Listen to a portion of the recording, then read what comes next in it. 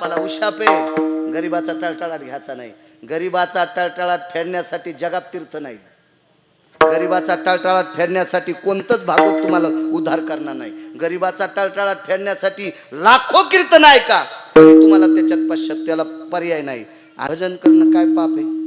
आपल्या संप्रदायात भजनासाठी जात नाही, कुळ नाही, काही नाही. यारे यारे लहान थोर, याती भलते नारी नर, सकळाशी येथे आहे अधिकार, कलियुगी उद्धार हरीच्या नामे. एक पुरावा आहे महाराज, नाही विष्णुदासान, त्याच्या पलीकडचा आहे. आदि करुणी वेश्या, हा शेवटचा पुरावा आहे. आदि करुणी वेश्या, त्याच्या पाठीमाग फार मोठे तुकडे सांगितले. पण आदि करुणी वेश्या, चांडाळाला सुद्धा अधिकार, वेश्येला सुद्धा अधिकार. क्लिंब्या ही अधिकार हो. क्लिंबे म्हणजे नपुसक, नपुसक म्हणजे तृतीयपंथी, याला सुद्धा भजन करण्याचा अधिकार आहे. आणि भजनानच गेलं ना. तुम्हाला एक माहिती आहे का, दादू खोदू पिंजारी कोण्या गावचे होते? दम नाही सप्त्याला, दम नाही भागवतायला, दम नाही पुराणायला, दम नाही मोठमोठाले सप्ते करून रेल चल करायला. पता नाही कोणाला अजून. दादू खोदू पिंजारी तृतीयपंथी होते. आणि तृतीयपंथी असल्यामुळे गावातल्या लोकांनी हाकलून दिलं. हाकलून दिल्याबरोबर 4.5 वर्ष थेंब नाही पडला. थेंब नाही पडला, थेंब. सगळी जनावरं शिवाच्या बाहेरच्या गावायनं चारायला, सगळी माणसं आपोआपल्या नातेवाईकाची तर बोंबलत टप्पू आणायला. 4 वर्ष थेंब नाही. महात्मा आला आणि महात्म्यानं सांगितलं, तुम्ही गावातले 2 सात्विक लोक काढून दिले. ते तृतीयपंथी होते पण भजन करणारे होते. ते गावात आणल्याबरोबर उन्हाळ्यात पाऊस पडला. ते महाराष्ट्रात गाव आहे, फक्त शोधा उद्यापासून. विठाला विठाला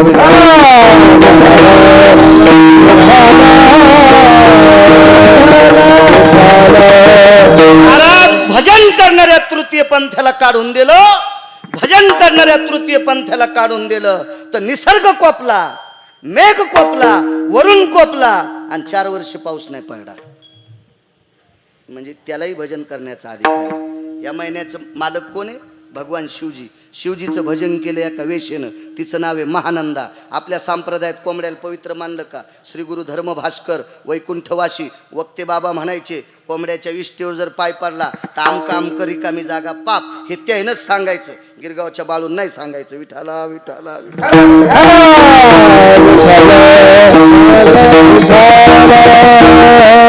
आणि ते कोंबडं काशी विश्वनाथाच्या मंदिरात, आणि तेच कोंबडं पुष्पक विमानात बसून गेलं. टपरे विमानात नाही, पुष्पक विमानात. त्या लागी विमान पाठिले. माकड चंचळे का नाही? माकड चंचळे का नाही? जुन्या बायकांना विचारा, टिकल्यावाल्यांना विचारित नाही. दिवस माळवता लनुष्या लेकराला माकड तोंड्या म्हणलं की वयस्कर बायका म्हणायच्या, ए तसं म्हणू नकोस. माकड तोंड्या म्हणू देत नव्हते छोट्या लेकराला सूर्यास्ताच्या वेळेला. अशी एक त्याच्या पाठीमागं धारणा होती, चंचल वृत्ती माकडाची. आणि हे माकड नेलं, त्याला सुद्धा विमानात बसिलं. बाईचं तत्व काय होतं महाराज? ज्या दिवशी सूर्य मावळला आणि सूर्य मावळल्याच्या नंतर जर गिऱ्हाईक आलं तर स्नान करून त्याला नमस्कार करायची, बापन भाऊ समजून वापस करायची. एका गिऱ्हाईकानं उत्तम आबा हत्तीवर सोनं आणलं होतं. वैकुंठवासी ज्ञानसूर्य प्रतिज्ञानोबराय रंगनाथ गुरुजी परभणीकर म्हणायचे. हो, पुराणाचे गाढे अभ्यासक वैकुंठवासी माधव महाराज मगर सांगायचे. वैकुंठवासी पांडुरंगाचे उपासक नवरात्रात सुद्धा साहेबराव महाराज सोनोटीकर घट मांडायचे. पण घट मांडल्यावर देवीची प्रतिमा मांडित नव्हते, त्या घटावर पांडुरंगाची मूर्ती मांडायचे. आपुला तो एक देव करून घ्यावा, पांडुरंगाशिवाय कोणालाच मानलं नाही. आणि त्यानं सांगावा, काय ताकद महाराज या लोकांची, काय अधिकार या लोकांचा, काय निष्ठा या लोकांची. म्हणून जगाचा मालक त्यांच्या ताब्यात होता. काय सांगू लागलो? सोनं आणलं, हत्तीवर बिजवारा आला, हत्ती दारात उभा आहे, माकडानं अंग खाजिलं. वेशा म्हणजे काय? सोनं चमकू लागलं. जाय म्हणा त्याला. बाईनं नमस्कार केलता बाप म्हणून, भाऊ म्हणून. जात नाही, वापस जाय, वापस जाय. सूर्य मावळल्याच्या नंतर हत्तीवर जरी बिजवारा आला तर सूर्य मावळल्याच्या नंतर स्नान करून शिवजीचं भजन करायचं आणि या भजनात माकडन कोंबडं नाचायचं. महाराज विश्वाच्या पाठीवर वेश्या वैकुंठाला गेली म्हणजे हा संप्रदाय प्रत्येकाला इथं भजन करण्याचा अधिकार आहे. फक्त पांडुरंगाला ज्ञानोबाराय तुकोबारायला आवडेल असं भजन केलं की ते देवाला आवडत आहे. आणि एका वशिष्ठांचं ऐकून मर्यादा पुरुषोत्तम रामचंद्रानं चूक केली आणि एका किराताचं पोरग मारलं. त्या बाईनं ते पोरग आणलं वैकुंठीचा हरिण ताना यशोदेच्या घरी. ते पोरग मारलं दारात प्रभू रामचंद्राच्या प्रेत ठेवलं. प्रभू रामचंद्राने मारले. तिला कसं काय कळालं? त्याच्या अंगात बाण होता आणि बाण होता राम नाम मुद्रांकित. राम मुद्रांकित बाण होता म्हणजे हा बाण रामचंद्रांनी मारलाय. आणि सुमंताने विचारलं बाई प्रेत आणलंस मशानात का नेत नाही? नेते, पण ज्यानं मारलंय त्याला विचारायचं कोण मारलंय? रामचंद्राने. कशाहून? हे बाण कोणाचं आहे? सुमंत म्हणले बाई रामचंद्राचं आहे. आमच्यात मालकान मारलं पण माफ करणं. ऐकान म्हणले माफ करायला काय हरकत नाही पण पोरग माफ करायला काय हरकत नाही पण मुलगा आहे. मी त्याची आहे. आणि पोराच्या हातानं माईचं काम सोयीचं व्हावा. पोराच्या हातानं माईचं काम सोयीचं व्हावा. आज पोरग मृत्यू पावले आणि 80 वर्षाच्या माईला पोराची माती करावी लागती. सुमंता तुम्हाला बरं वाटते का? ऐकता का सुमंत? ऐकता का? ह्या पोराच्या जाग्यावर तुमचं पोरग होय. ह्या पोराच्या जाग्यावर तुमचं पोरग होय. आणि माझ्या जाग्यावर जर तुम्ही माय असायलात तर तुम्ही सहन करताल का? डोळे भरून आले. सांगा तुमच्या मालकाला. बाई न्याय मागण्यासाठी आली. पंढरपुरातले मालक दोन्ही छातीवर हात टेकले आणि सांगितलं बाई माफ कर. तिनं सांगितलं जगाचा बाप आहेस, विश्वाचा बाप आहेस. तुला शासन करायची आमच्यात काय ताकद आहे? तुला शिक्षा करायची आमच्यात काय ताकद आहे? आणि आम्हाला जिवंत ठेवायचं का न ठेवायचंय तुझ्या हातात आहे. आणि आम्ही तुला काय शासन करणार आहे? पण देवा मग भजन करणारं पोरग होतं रे. मग परमार्थ करणारं पोरग होतं रे.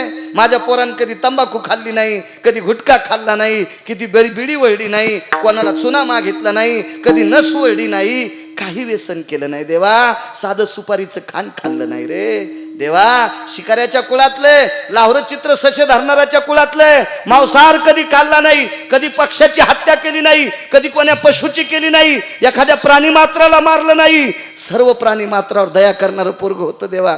तुझं भजन करू लागलं मारलंस. येते देवा. बाई काय पाहिजे? एकच काम कर, मला एकट्याला अंत्यविधी करता यायचं नाही. खांदा द्यायला देव. चुकल्या चांगल्याला पाया पडावं लागतंय. चुकलं होतं ना, चूक केली तीन मारलं ना, खांदा द्याला. सुमंतान खांदा द्याला. अग्नी कोणी द्यालाय? कोण होतं बाईला अग्नी द्यायला? जगाच्या बापान भडाग्नी द्याला. पोरग पेटीलं. वापस फिरताना डोळ्यातलं पाणी शरयूच्या पात्रात पडत होतं. डोळ्यातलं पाणी पडत असताना शरयू न्याय देत होती. माय तुला विश्वाच्या मालकान दुःख दिलंय. देवदी माय तो जगाचा बाप आहे. देवदी माय त्याच्या अंगठ्यातून गंगा निर्माण झाली. अनंत पाप्यांचं पाप धुणारी गंगा त्याच्या अंगठ्यातून जन्माला ती इतका पवित्र आहे. त्याला मी कशाला शिक्षा देऊ? आणि निघत गेली रडत. पण रडता रडता हृदयातून एक आवाज निघला. त्या आवाजाचं नाव आहे टळटळाट. त्या आवाजाचं नाव आहे टळटळाट. महाराज शापाला उशाप आहे. गरीबाचा टळटळाट घ्यायचा नाही. गरीबाचा टळटळाट फेडण्यासाठी जगात तीर्थ नाही. गरीबाचा टळटळाट फेडण्यासाठी कोणतंच भागवत तुम्हाला उद्धार करणार नाही. गरीबाचा टळटळाट फेडण्यासाठी लाखो कीर्तन आहे का, तरी तुम्हाला त्याच्यात पश्चात्याला पर्याय नाही. आणि तिचा टळटळाट आदळला आणि देवाच्या अंगावर पडला. देवा माझं पोरग मारल्यावर मला जसं दुःख झालं रे तसं दुःख तुझ्या मायबापाला होईल. तितकं दुःख तुझ्या मायबापाला होईल. चला किराताचं पोरग भजन करते. किती आनंद वाटला असेल. मोठं झालं भजन करीत होतं मोठं. आता देवकी मातेला पोरग झाल्या 8 वर्षाचं झालं. किती आनंद वाटला असेल. आणि झाल्याच बोलू लागलं. नंदाच्या घराला मज नेयू गोकुळाला. किती गुणवान असेल. किती गुणवान. आई बाबा हे राखण करणारे आहेत का? मनशी रक्ष पाळ ते म्या मोहिले सकळ. मी त्याला मोहून टाकलंय. तुम्ही मला नुसता उचला. उचलीला कमळापती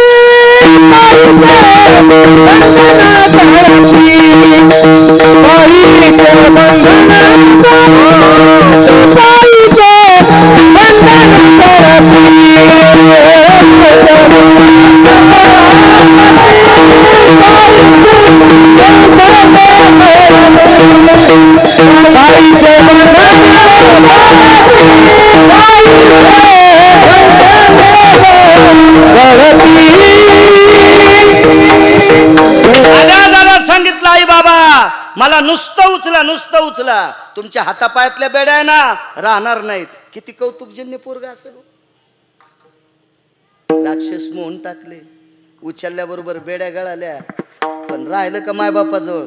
नाही. कुठं न्या म्हणलं? नंदाच्या घरी. महाराज मागचं कर्जाचं गाठोडं फेडण्यासाठी मायबापाला सोडून 11 वर्ष 53 दिवस, मोजा भागवतातले दिवस, 11 वर्ष 53 दिवस यशोदेच्या घरी राहिला आणि 54व्या दिवशी मायबापाला मुक्त केलं. म्हणून मालक पहिल्या कडव्यात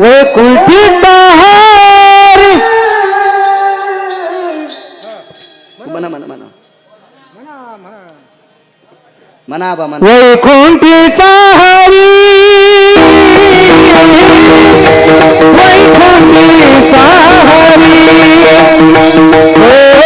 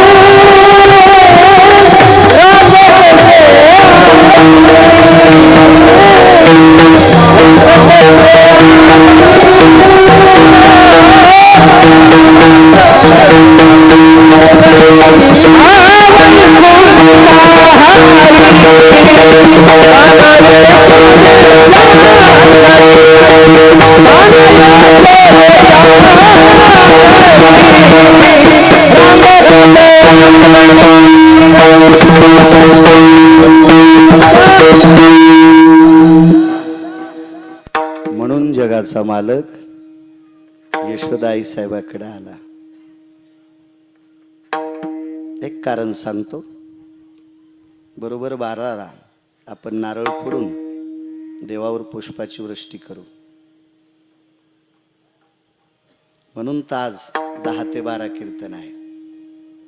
मालकाचा जन्म आहे आजचा. एक कारण सांगतो आणि मग विश्वाचा बाप, सगळे अवतार दिवसा, एकच अवतार रात्री का, याची 1-2 कारण सांगून माझ्या ठरलेल्या टायमात आऊत सोडून देतो. विठाला विठाला विठाला.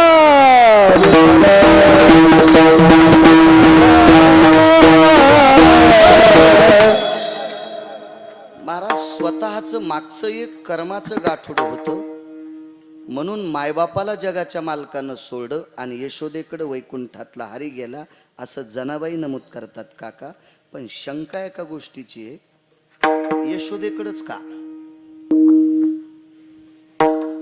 असं काय होतं यशोदेकडं की जगाच्या बापानं स्वतःच्या मायबापाला सोडून तिच्याकडे जावं, स्वतःच्या आईचं दूध न पेता यशोदेचं प्यावं, यशोदेला झालेली मुलगी इकडं परत करावी आणि आपण तिच्याकडे जाऊन वक्षस्थळाला बिलकुल तिचं दूध प्यावं, असं काय असावा? त्याचं एकमेव कारण होतं, यशोदा अशा गावातली स्त्री होती किंवा अशा वाड्यातली स्त्री होती की तिच्याकडे गायी 9 लाख होत्या. तिच्याकडे गायी 9 लाख होत्या. गायीचा एक पौराणिक सिद्धांत बघा. गायीचा एक पौराणिक सिद्धांत वैकुंठवासी चक्रांकित महाराज सांगायचे. एखाद्या व्यक्तीची आई जर बालपणी मृत्यू पावली तर आईच्या सेवेचा ओसंगा संपला. आईच्या सेवेचा ओसंगा संपला. एखाद्याचा पिता जर लवकर वारला तर बापाच्या सेवेची कर्मशील वृत्ती संपली. मग आपण ह्या सेवेचं पुण्य कुठं प्रगट करायचं? तर या पवित्र हाताने आपल्या उत्पन्नातला खर्च एखादी कडब्याची पेंढी ज्वारीच्या, मकेची पेंढी हिरवीगार एखाद्या गाईला जर समर्पित केली तर वाडवडिलांच्या सेवेचं पुण्य तिच्या चाऱ्यातून प्राप्त होते. एका गाईच्या यशोदेकडे किती गाई होत्या? 9 लाख. हे गिरगावचा बाळू सांगायचं म्हणून ऐकतात का? आई तुझा मी एकुलता एक, गाई राखे तो 9 लाख, गाई राखो नऊ जणे नक, मला जेऊ घाल यशोदे घराकडे चाल, मला जेऊ घाल. म्हणजे 9 लाख गाई होत्या एकट्या यशोदेकडे. असे 9 नंद होते. 9 नंद. पण नंदराजाकडे 9 लाख गाई. आणि या नंदराजाच्या पत्नी यशोदा. म्हणजे आई वडिलाच्या सेवेचा परतावा सुद्धा गायीच्या सेवेत प्राप्त होत असतो. दुसरं एक कारण आहे का? आपल्या संस्कृतीमध्ये बापाचं पिंड, आजोबाचं पिंड पाडल्याच्या नंतर त्या पिंडाला तर्पण विधी नाही सांगायला. पिंड सांगतोय. पिंड आणि तर्पण वेगळं.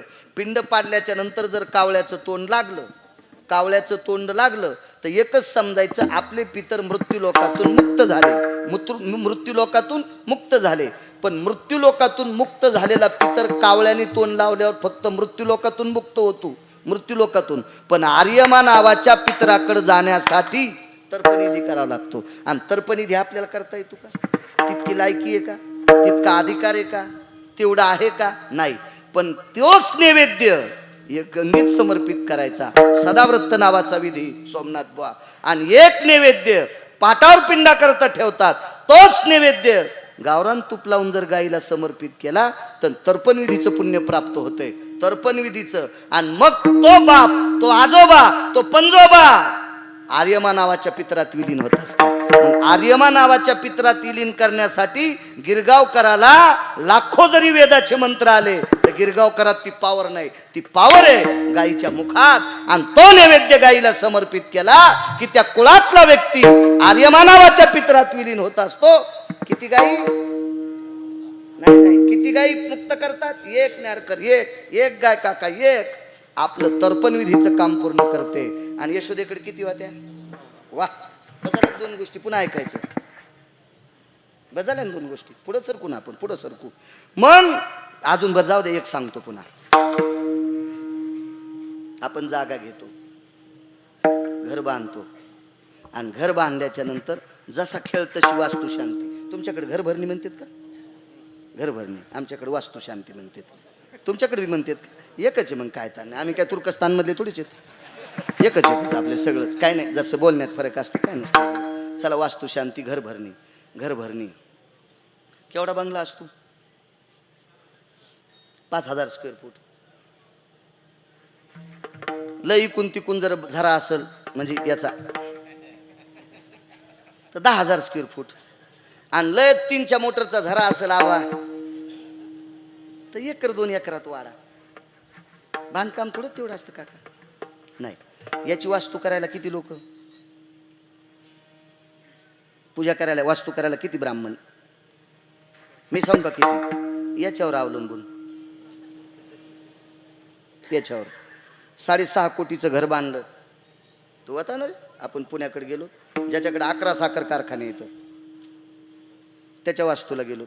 त्या महात्मा म्हणू की श्रीमंत म्हणू? महात्मा म्हणल्यावर तुम्ही मला पुन्हा बोलताल पैशावाल्याला महात्मा म्हणायला. हे असं आगाऊच काम आहे ना. उलटी दगड आमच्यावर. त्याच्यामुळे नाही आपली वकीलन जे संगच शिद्र ठुत नाही तुम्हाला काड्या घालायला. हो. 11 कारखान्याची युनिट त्याच्या ताब्यात. 4.5 कोटीचं घर. वास्तूला कोणते ब्राह्मण? भगवान श्री रामप्रभूची अयोध्येला प्राण प्रतिष्ठा केली तेच ब्राह्मण ती वास्तू पूजा करायला. तुम्हाला आणता येतात का? येते ना. कोण म्हणते नाही येत? पैसे किती लागतील? कशा वास्तू असती? याच्यावर. चला,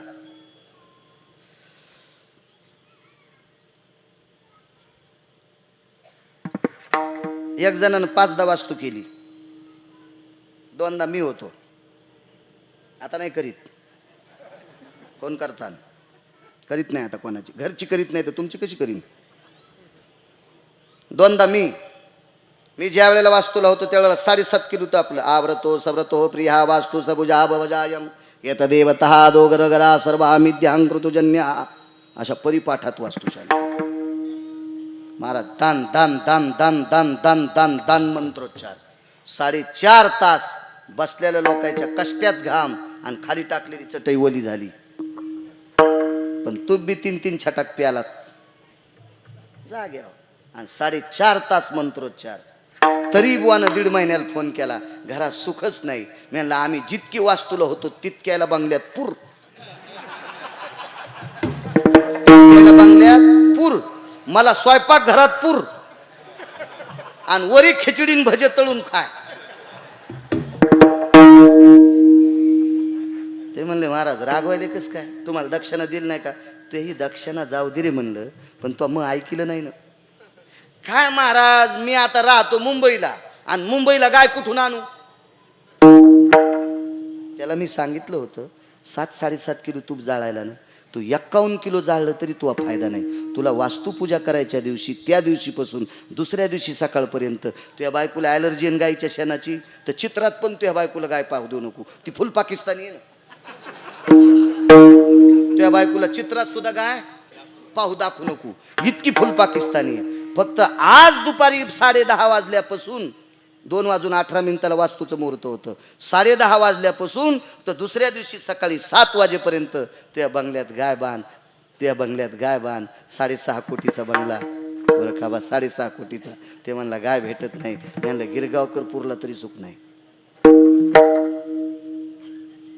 4.5 कोटीचं घर वारकरी बुवा शुद्ध करण्यासाठी एक रात्रीचे आणि अर्ध्या दुपारीचं शेण आणि गोमूत्र जितकं पडल तितकं एका विशिष्ट कोपऱ्यात खाली दफनायचं असतंय, आणि त्याच्यावर फरची बसून टाकायची. जागा शुद्ध करायची ताकद किती गाईत? एका. यशोदेकडे किती वाट्या? चला आता बस झाले 3 पुरावे, बस झाले. आता 4 गोळ्या घेतल्यावर घामीन ना. आणि आपल्याला जन्म करायचा ना पुन्हा, आहे का नाही? काही मर्यादा असली पाहिजे. मर्यादा मला सांगा, मग एका गाईत इतकी पावर आहे, एका गाईत इतकी पावर, एवढी पावर आहे. तुम्हाला अजून एकदा कारण सांगतो. चला, मागच्या कृतात्रेता युगामध्ये मागच्या काय काय करायचं? पाळणा बांधायचा. बापरे, तुमचं आता हे नवरदेव मंडपात आल्यावर तिथून पुढे बाशिंगाला सुरुवात. विठाला विठाला विठाला.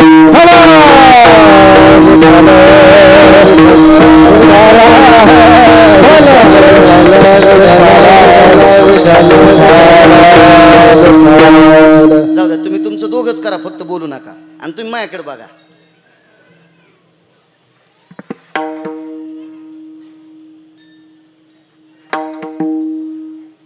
मर्यादा पुरुषोत्तम रामचंद्र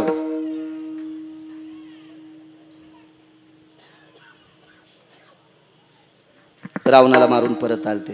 गाईचा 4था पुरावा सांगतो. 4था यशोदेकडे का, मग जन्म करू आपण. 4था पुरावा सांगतो. रामचंद्र राजा रावणाला मारून परत आले. अयोध्येचं स्वराज्याची घडी बसली, आणि घडी बसल्याच्या नंतर एका कपडे धुणारानं निंदा केली. एका कपडे धुणारानं निंदा केली. आईसाहेबाला कुठं सोडलं? जंगलात. जंगलात सोडलं. बरं, ज्या जगाच्या माऊलीला जंगलात सोडलं ती गरोदर होती. सीताई साहेब गरोदर होत्या, गरोदर होत्या. आणि गरोदर स्त्रीला जंगलात सोडलं. पण महाराज ती पुण्यवान राजाची पोरगी होती. राजा जनकाची कन्या असल्यामुळं तिच्या बापाचं पुण्य होतं. स्वतः लक्ष्मी होती सोडून द्या, स्वयं लक्ष्मी होती सोडून द्या विठ्ठलराव. पण राजा जनकाची कन्या होती. तिच्या बापाला वैदेही जनक म्हणायचे. हा, कोण जनक? महाराज. महाराज ब्रह्मवेत्त्याला दारात उभं केलं. कोण ब्रह्मवेत्ता? शुकाचार्याचा ज्यानं भागवत सांगून उद्धार केला, राजा परीक्षितीचा भागवत सांगून ज्यांनी उद्धार केला, त्या शुकाचार्यानं दारात उभं केलं. शुकाने राजा जनकाला सांगा, जनक मी आलो. म्हणले मी म्हणल्या येऊ नका, मी म्हणल्या येऊ नका. राजा परीक्षा सुखदेवांनी विचार केला, मी ब्रह्मवेत्ता आहे. शुकयाज्ञवल्क दत्त कपिल मुनी हरीशी जाणून हरी झाले. 4 ब्रह्मवेत्त्यापैकी मी ब्रह्मवेत्ता आहे. हे काय गिरगावचा बाळ आहे का? 4 ब्रह्मवेत्त्यापैकी एक ब्रह्मवेत्ता कोण? शुकाचार्य, व्यासांचे पुत्र. कोण? व्यास, पाराशरांचे पुत्र. आणि शुकाचार्यांचे वडील व्यास कोण? व्यासोचिष्ट जगत्रया. विश्वातलं जेवढं ज्ञान आहे तेवढं व्यासांच्या तोंडातलंय. एवढ्या मोठ्या विद्वान बापाचा मी पुत्र असताना मला मी येऊ का म्हणलं येऊ देत नाहीत. राजा जनक बाहेर आले आणि मग विचारलं, का हो? मी येतोय. ऐका महाराज, एकटे या. ऐका महाराज, एकटे या. शुकाचार्याचं लग्न झालं का? नाही. अंगावर कपडे होते का? झोळी होती का? शर्ट होतं का? म्हणजे पाकिटाचा संबंध, पाकिटाचा संबंध तुम्हाला आहे हा? कारण मी शुकाचार्य नाही ना. ते खूप झालते होय गावकरी. म्हणजे मला सांगा काका, जर शुकाचार्य जनकाच्या घरी आले तर त्रास होता का? काहीच नाही. तरी एकटे या. मी हा शब्द नडला. मी हा शब्द नडला. महाराज इतकं तात्विक काटेकोरपणात ज्याचं जीवन आहे त्याला राजा जनक म्हणतात. आणि त्या जनकाची कन्या होती सीता.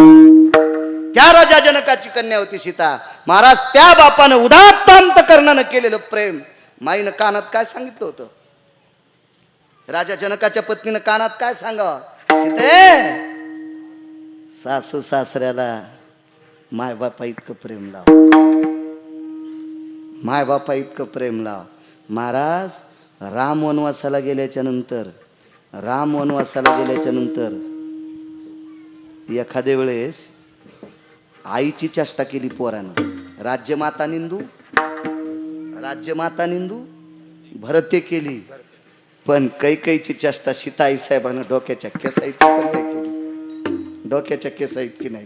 वनातून आल्याच्या नंतर पहिलं दर्शन कोण्या सासूचं घेतलं होतं माहिती तुम्हाला? रामायण नका बघू, रामायणात नाही पुरावा सापडायचा तो, दुसऱ्या पुराणात बघा. ज्या वेळेला राम वनवासाहून सीता आई साहेबाला घेऊन आले त्यावेळेला सर्वात पहिलं दर्शन अयोध्येत प्रवेश केल्याच्या नंतर कैकेयीच्या पायावर डोकं ठेवलं होतं. महाराज माईची आज्ञा इतकी पाळली होती. आणि मातृपितृवच्छलाचा अंतकरणात ठेवणारी माऊली, तिला साधू भेटला. त्या साधूचं नाव आहे रामायण कोणी लिहिलं? वाल्मिकासारखा महात्मा भेटला. गंगेच्या तीरावर असताना आकाशाच्या परपटलानं सांगितलं, बाई आज सासऱ्याचं श्राद्ध आहे, आज सासऱ्याचं श्राद्ध आहे. आणि तिथं सीताई साहेबांनी पिंड तर्पण केलं. पिंड तर्पण केल्याच्या नंतर मग साक्षीला कोण? केतकीचं फुल वाहिलं. पितराला लाल फुल वाहत असतात. पितराला दुसऱ्या रंगाचं फुल चालत नाही. लालच फुल पितराला, पिंडाला लालच फुल चालतंय. लालच. तुमच्याकडे दुसऱ्या रंगाचे फुलं असतील तर कुंकू कालवायचं, ते कुंखाच्या पाण्यात ते फुल बुडवायचं. आरक्त पुष्पहम तर्पणो भयस्थिता पिंडो भयो रक्त चंदनास्त ते वच अंगुष्ट. मी काय श्राद्धाचं कीर्तन करीत नाही. मला गाईचं महत्व सांगायचंय. मला महत्व कशाचं सांगायचंय? गाईचं सांगायचं. गाईचं. कल्पना करा, केतकीचं फुल समर्पित केलं, भ्रष्ट झालं, बेमान झालं. आणि मग गाईला पिंड समर्पित केला. गावरान तुपाचं बोट लावून समर्पित केला. ज्या गंगेत पिंड टाकला होता का, ती गंगा सुद्धा विरोधात गेली. म्हणून आज सुद्धा त्या गंगेचं पाणी उघडं राहिलं की तिच्यात किडे पडत आहेत. आहे की नाही महाराज? बरोबर आहे ना?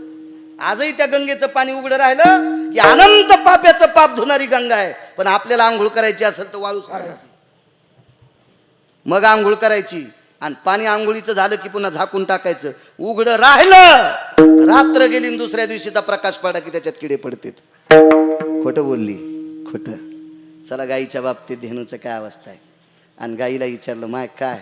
गंगेच्या पात्रात उभी होती आणि गंगेचं पाणी पित असताना त्याच गंगेनं तोंडाला आखडं. गाय न बोलल्यामुळं सीताई साहेबांना पुढे शाप दिला, मागून पवित्र होशील, पाठीमागून पवित्र होशील. ऐका पुढे, याचा छोटासा सिद्धांत ऐका. देवाला नैवेद्य ठेवण्यासाठी विद्वान लोकांकडे बघत जा. विद्वानकडे, भंगिऱ्याकडे बघत जाऊ नका, थोटांड्याकडे बघत जाऊ नका. निष्ठावंत, वेदोक्त, शास्त्रोक्त, पुराणोक्त, सनातन संस्कृतीतला, भारतीय संस्कृतीतला, आपल्या वैदिक संस्कृतीतला आणि भागवत संप्रदायातला आणि वारकरी संप्रदायातल्या निष्ठावंत लोकांकडे बघा. देवाला नैवेद्य ठेवत असताना चित्र भयो स्थितो हो भयकार हा मंडला. आता कशाचं मंडल काढलं होतं? गोमूत्राचं. पळसाच्या पानाचा द्रोण होता आणि त्या द्रोणात गोमूत्र होतं आणि गोमूत्राचं मंडल काढलं आणि त्याच्या पिंडाचं तर्पण केलं आणि गोमूत्र गाईच्या हातात घेतलं. सांग. गोमूत्रानं सांगितलं, राजा दशरथाचं पिंड तर्पण आईसाहेबानं केलं. आईसाहेबानं केलं. आईसाहेबानं तिथून पुढं असा न्याय झाला, तिथून पुढं असा न्याय झाला, असा न्याय झाला. बऱ्यापैकी यज्ञ करत असताना पंचामृत केल्याच्या नंतर बऱ्यापैकी यज्ञ करत असताना पंचामृत करत असताना गाईचं कवडी इतकं शेण दह्यात टाकतात. गाईचं शुद्ध गाईचं कवडी इतकं शेण दह्यात टाकतात.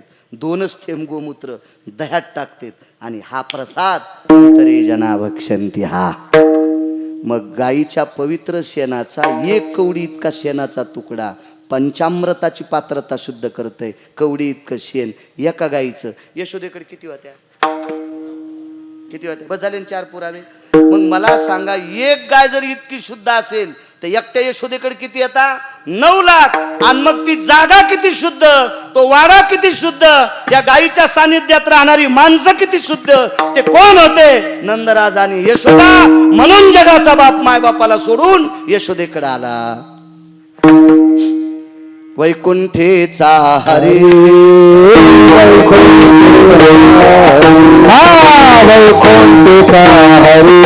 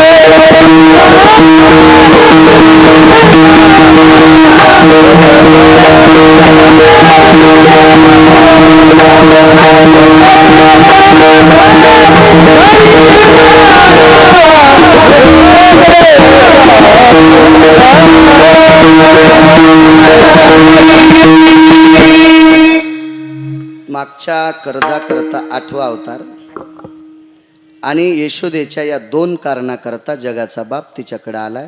अशी प्रचंड कारण आहेत. विद्वान माणसं मला वाटतंय महिना 2 तास फक्त यशोदेच्या घरी का गेला याच्यावर बोलतील.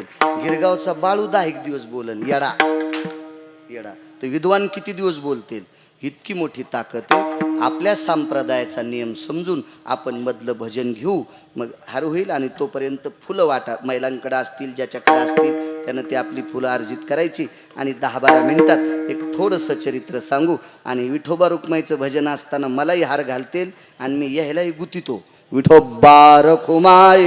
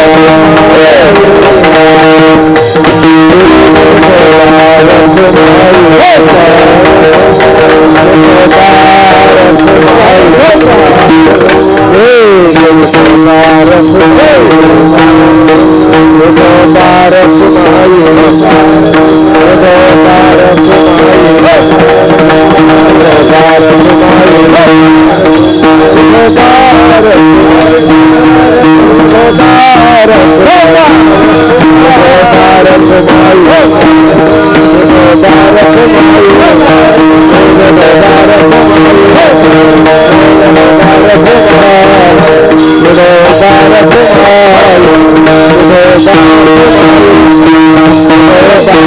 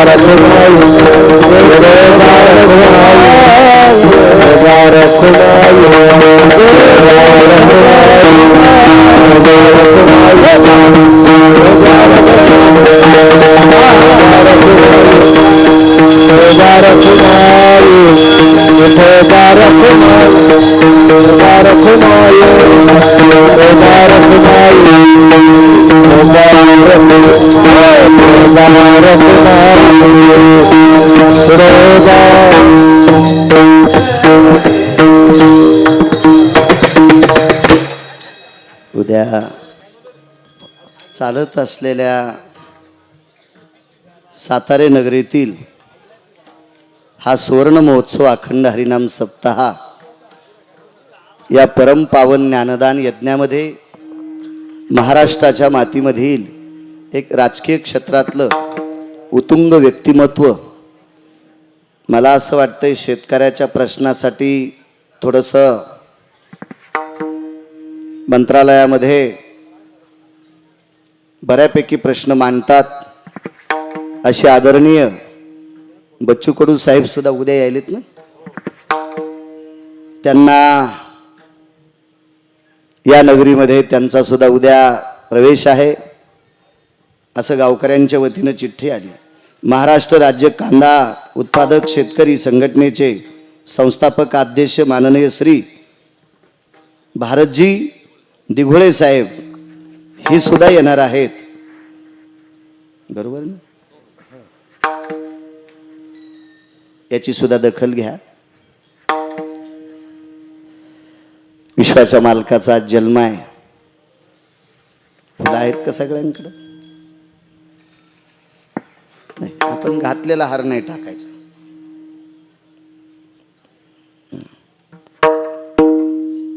जगदानंद जगतपती भगवान द्वारकाधीश श्रीकृष्ण परमात्मा मथुरेत जन्माला आले. 8 वर्षाची मूर्ती आहे, अवतार 8वा आहे,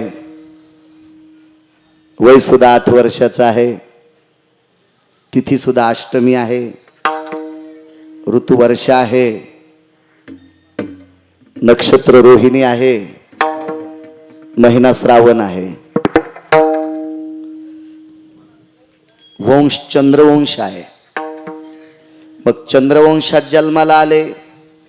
या वंशाची सुरुवात चंद्राला तारामातेपासून प्राप्त झालेला बुध नावाचा पुत्र काका. बुद्धी प्रगल्भ होता, नाव बुध ठेवलं. आणि या तारेपासून प्राप्त झालेल्या चंद्राला पुत्र जो बुध, यापासून पुढची संतती चंद्रवंश म्हणतात. एरवीचे सर्व अवतार सूर्याच्या प्रकाशात झाले. एकच असा अवतार आहे, अंशांशात्मक अवतार 24 झाले. त्याच्यात राम आणि कृष्ण हे 2 पूर्ण अवतार आहेत. पण राम अवतार सुद्धा सूर्याच्या प्रगटतेत याच्यात झाला. पण 8वा अवतार जगदानंद कंद जगतपती द्वारकाधीश श्रीकृष्ण परमात्म्याचा हा नारायणाचा अवतार रात्री झाला, कारण चंद्रवंश आहे. रात्री होण्याचं दुसरं एक कारण आहे, अज्ञानाचा अंधकार संपवायचा होता. अज्ञानाचा अंधकार संपवायचा होता, ज्ञानाचा प्रकाश पाडायचा होता. अज्ञानाचे अंधकार संपवायचा होता, म्हणून रात्री जन्माला आले. रात्री जन्माला येण्याचं कारण अष्टमीच्या दिवशी फार उशिरा कोरीचं दर्शन आहे.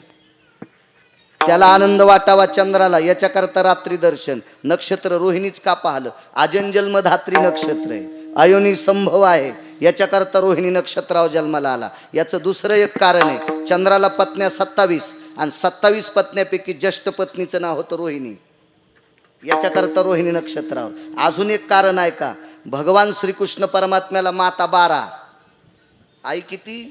12. त्याच्यापैकी एका आईचं नाव रोहिणी.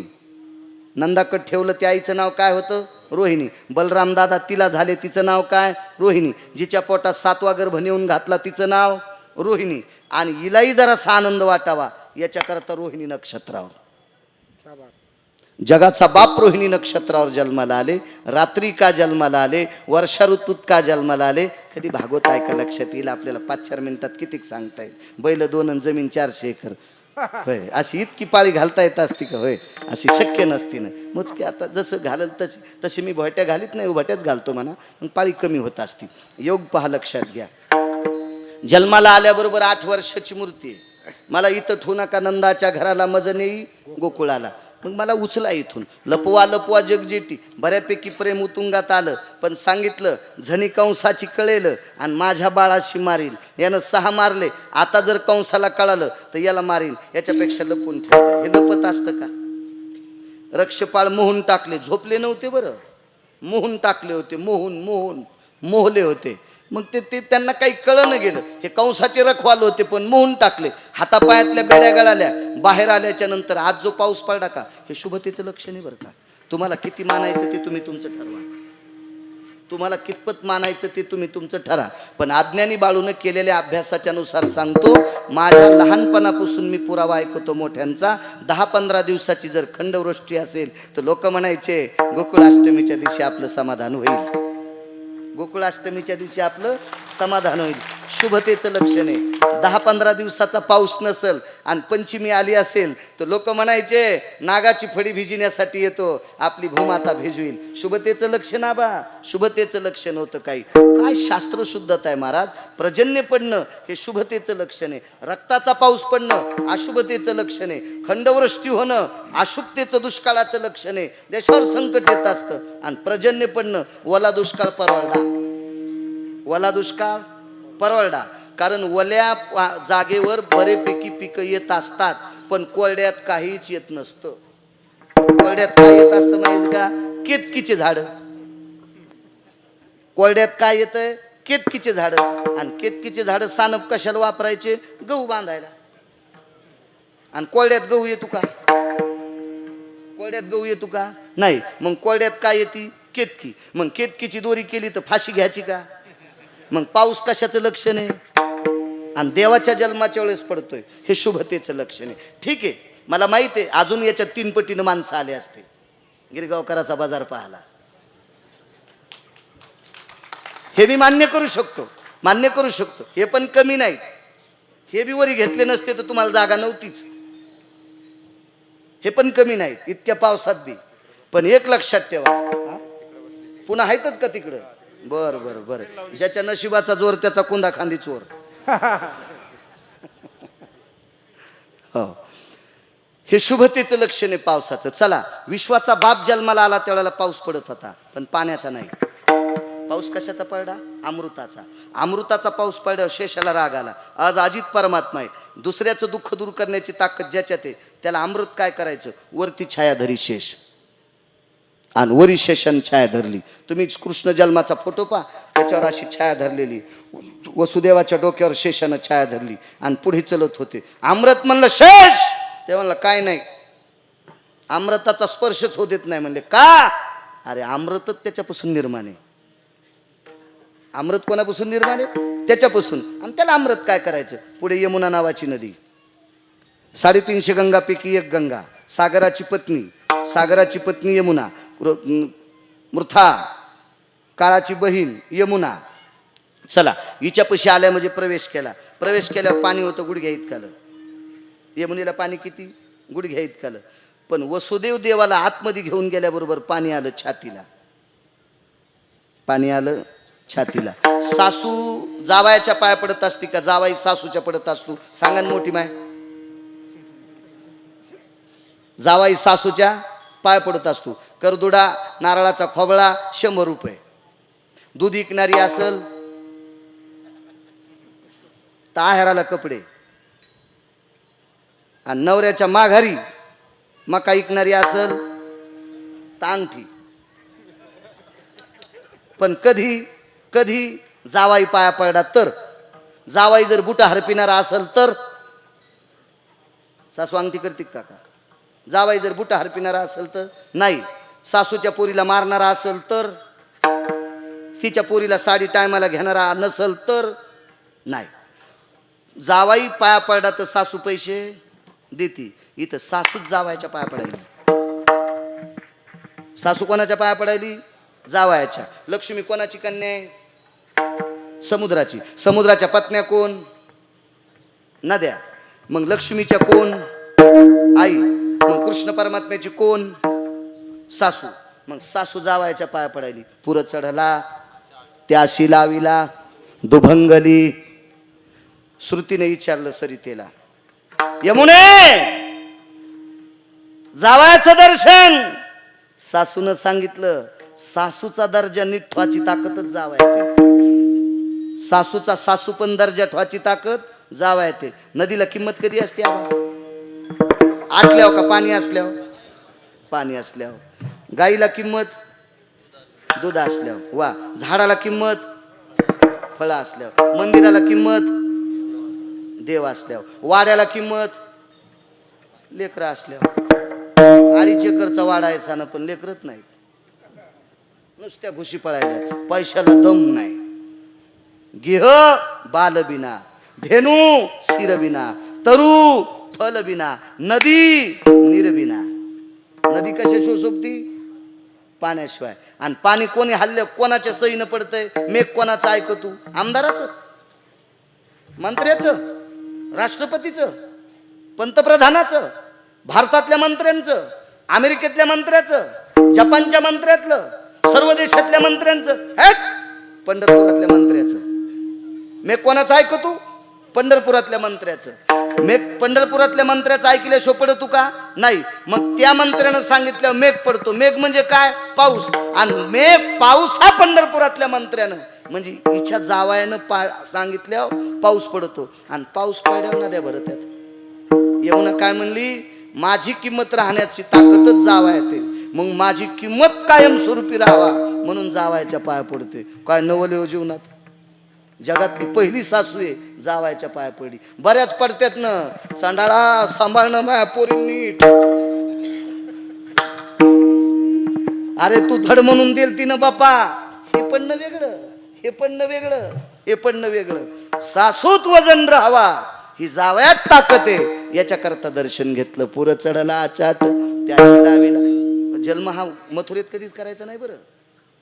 हा, मथुरा अपवित्र कशाने होती? उग्रसेन चांगले होते महाराज, उग्रसेन चांगले होते. मथुरा 3 लोकांच्या पापानं पापिष्ट होती. 3 लोकांच्या. कारण आस्ती आणि प्राप्ती ह्या जरासंधाच्या कट्ट्या होत्या. जी सून सासू सासऱ्याची संपत्ती घेऊन सासू सासऱ्याला जेवायला देत नाही, ती सून माणसाची जरी असेल तर तिच्यावर जरासंधाची सावली पडली समजायचं.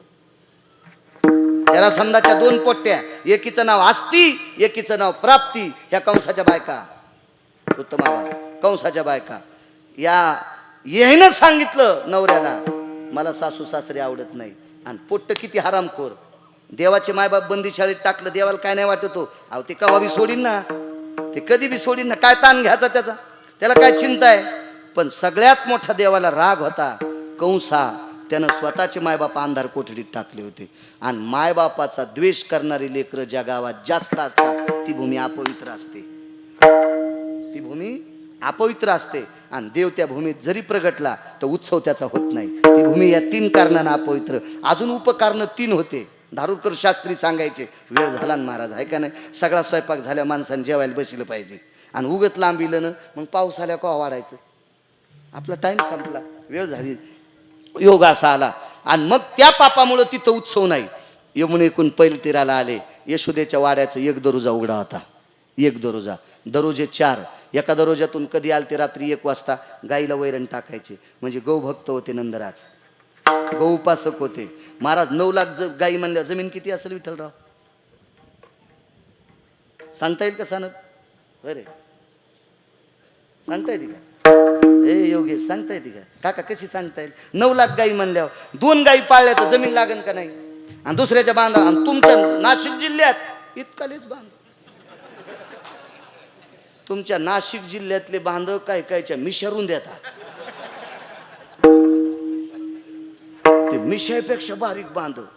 काही काही ठिकाणी तुमच्याकडे डांबराव मका लावल्यात. हो, इतकुलेच रस्ते. आम्ही तिकडे गेलोत ना ते फराळा करायला, तर आमच्या ड्रायव्हरला म्हणलं, बाळू जराशी खाली गेली ना, बाळू जराशी बी आपली गाडी खाली गेली ना, JCBचं अन्न वडायला बाबा, गाडीच्या फेस रोड, हो फेस फेस. म्हणजे त्या ह्याच्यावर घेतलं म्हणजे तुम्ही लय मस्त खसखस पिकली. तुम्ही लय तुकाराम महाराजाचे चुलते आहेत का, तुमच्याकडले 200-200 फुटाचे रोड आहेत का, पा पा पा मकर कर तुम्हाला हसायला. तेव्हा अशी भावकी असती, ही भावकी फक्त उचलायची आणि पेटवायच्याच कामी.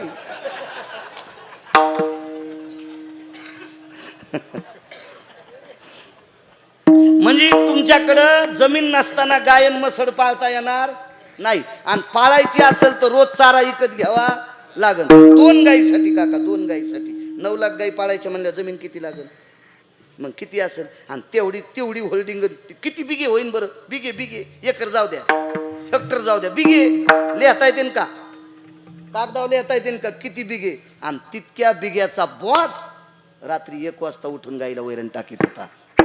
महाराज गायीवर प्रेम करणारा राजा होता, म्हणून दरोजा उघडा राहिला. आणि त्या दरोजातून जगाचा बाप आतमध्ये प्रवेश करतो, आतमध्ये प्रवेश. महाराज जिचं दूध प्यायचंय का, जिचं दूध प्यायचंय का तिला निद्रा लागली, जिचं बाळांत पण केलंय का त्या गाईला निद्रा लागली. आणि जी जन्माला आली का ती स्वागता करता हुशार. आइये प्रभू, आइये प्रभू, प्रभू आइये, माया होती, आइये प्रभू आइये, ह्या प्लेट दो, इथं झोपा प्रभू, तुमच्यासाठी जागा पवित्र आहे. नुकतीच जन्माला आलेली निष्पाप या देशातली पवित्र लक्ष्मी, या देशातली माया, त्या अंथरुणावर जगाचा बाप झोपला आणि माया खांद्यावर घेतली, हातातली निसटली. राजाला सांगितलं, काय येडपटवाणी करायलास, तुला मारणारा कधीच जन्माला आलाय, तुझं लागी वधी उपजला मजाधी, काय काळजी करू नको. आणि सकाळी उठल्या, आईसाहेब उठल्यात, कृष्ण पाहिला, गवळण म्हणती गवळणीला, पुत्र झाला यशोदेला, 1 धावे 1 पुढे, वाटी ताटी सुंट वडे, काय सर्वत्र आनंद, नंदजी को पुत्र भयो, जय कन्हैया लाल की, हाती दिने घोडे दिने, दिने दिने पाल की. काय काय महाराज किती मोठा आनंद.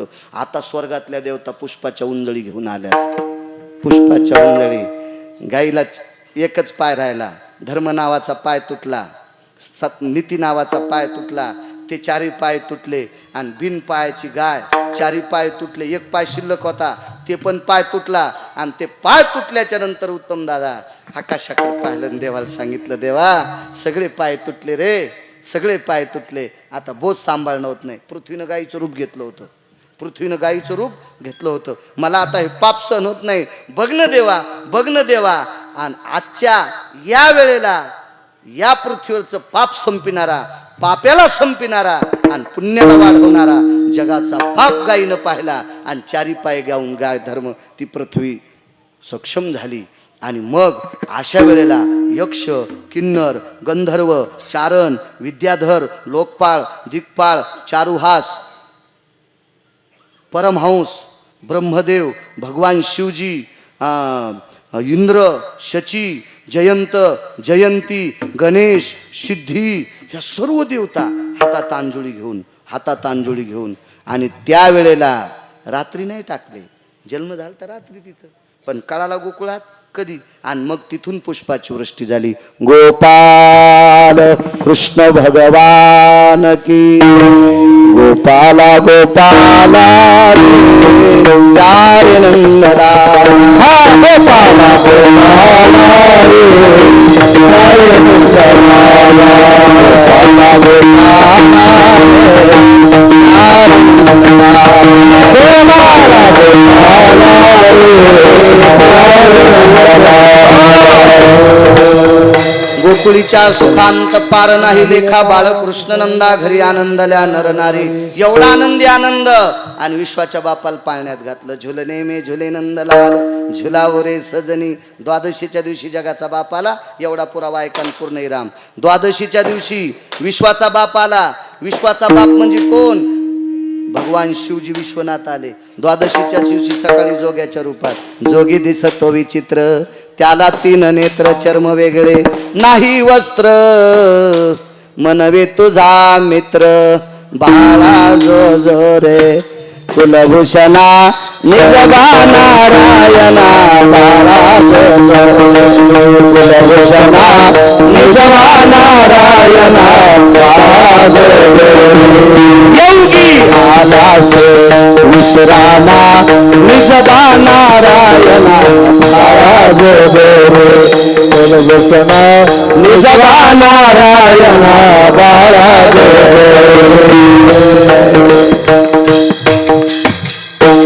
माबा ह्यो पाळणा म्हणायला पाहिजे बाय काय ना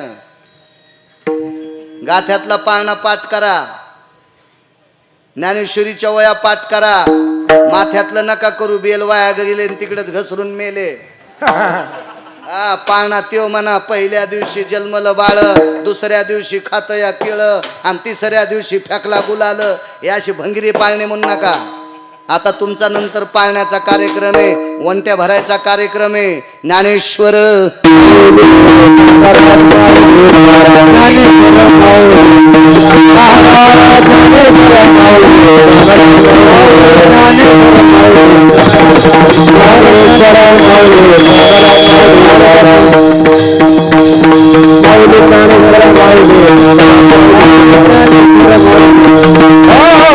दोन मिनिट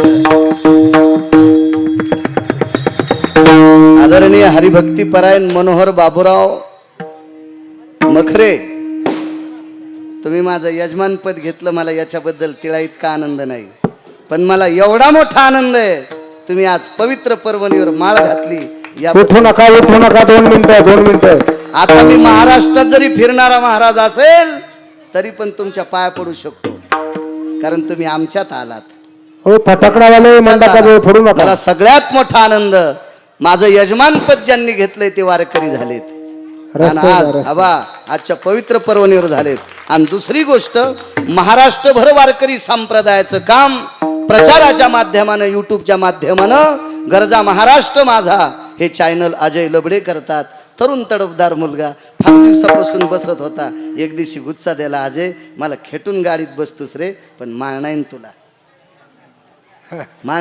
माळ नाही आणि मग कालच्या वारीला आम्ही पंढरीला गेलो दर महिन्याच्या वारीला जातो शुद्ध वारीला आणि मग पंढरपुरात माळ घेतली मला घाला मी म्हणलं ठुई न खिशात हो डॉक्टरनं ऑपरेशन कवा करावा रक्ताची चाचणी करावा शुगरची तपासणी करावा ते फोटो काढावा आणि मग अनेस्थियाचं इंजेक्शन द्यावा आणि मग चिरा कालच्या शुद्ध एकादशी पासून त्याला भूल दिली ती आज ती भूल लागू झाली आणि आज ऑपरेशन केलं ना अजय माळकरी झाला विठ्ठल जय जय